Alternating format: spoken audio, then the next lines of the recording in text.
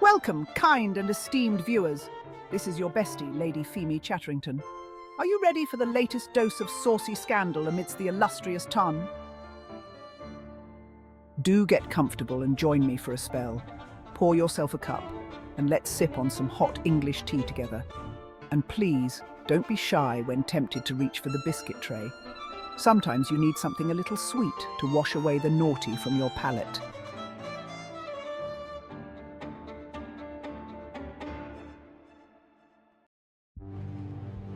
My darlings, sit close, for the tale I'm about to share is not for the faint of heart.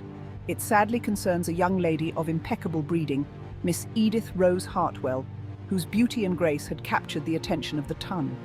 With her golden spun hair and eyes as deep blue as a tempestuous storm, she was certain to make a brilliant match for the upcoming season. That is, until recently. It seems her life has become entwined with something far more sinister than London society. This harrowing story began innocently enough, or so it seemed. One autumn evening, Edith was preparing for bed in her family's grand estate on the outskirts of the city. The evening was still, the usual hum of London's night silenced by an unusually thick fog. As her maid, Jane, fastened the last ribbon of Edith's nightgown, the candles in her room flickered violently, though there was no draught. The maid crossed herself, murmuring about the chill in the air. Edith laughed, dismissing it as nothing more than the wind. But that night, Edith awoke to the sound of whispering. So soft, so faint, it could almost have been imagined. Almost. As she lay still in her bed, heart pounding, the whispers grew louder, more distinct, though the words were incomprehensible. Then came the tapping, a sharp, rhythmic sound that echoed through the vastness of her room. Rising from her bed, she moved to the window, certain it was nothing more than the branches of a tree brushing against the glass. But when she drew back the heavy drapery, there was no tree, no branches, only the dense fog that clung to the house like a shroud. Her breath misted in the cold air, though the fire in the hearth still burned. The tapping continued, now coming from the old armoire that had belonged to her grandmother.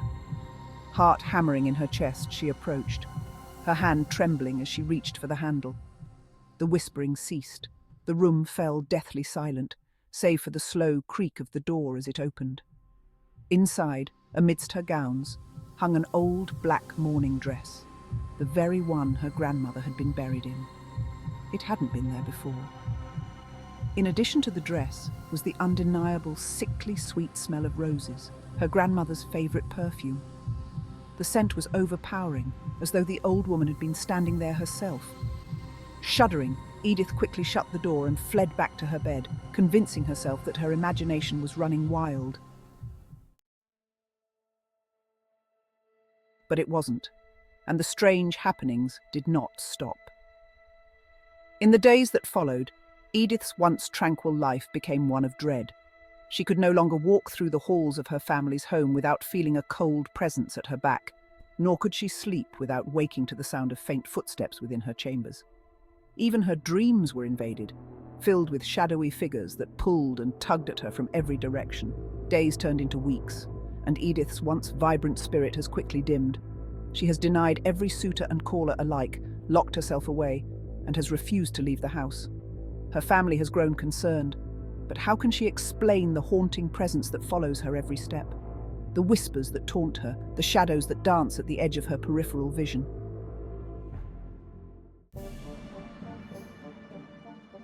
And so, my darlings, Miss Edith Rose, once poised to be the belle of the upcoming season, is left a mere shadow of her former self, haunted by the ghosts of her family and the spirit of her grandmother that will not rest.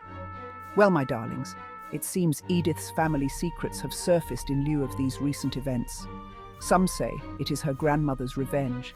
Others says the spirit has latched onto her to seek retribution, because upon her grandfather's death, her grandmother was no longer the lady of the house. That role fell to her son's wife, who quickly moved the Dowager Viscountess out of her home while she was still in the depths of her mourning. And her son, the new Viscount Hartwell, did nothing to protect his mother from his wife's demands.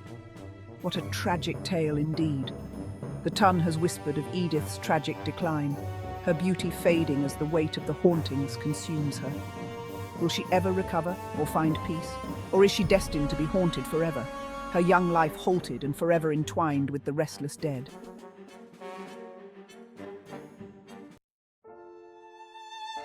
But that, my dears, is a story for another time. For now, keep your candles lit and your hearts guarded, my friends, because the Tun never ceases to provide an infinite supply of dark intrigue and familial haunts, and I wouldn't live up to my namesake if I never shared it with you, now would I? Until next time, my dears, stay vigilant and forever intrigued.